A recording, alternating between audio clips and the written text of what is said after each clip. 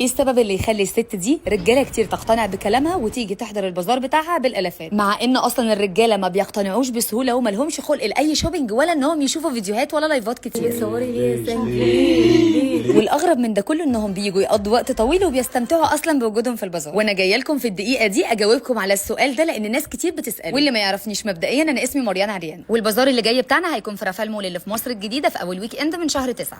وقبل ما اجاوبكم على السؤال عايزه اقول لكم ان البازار اللي جاي هتيجي تاخدوا الكريته المطليه فضه دي ب 75 جنيه، وكيلو البن الايطالي حبايه كامله ب 450 جنيه بدل 1000 جنيه، وكبسوله الاسبريسو الايطالي ب 15 جنيه يعني الكيس كامل ب 150.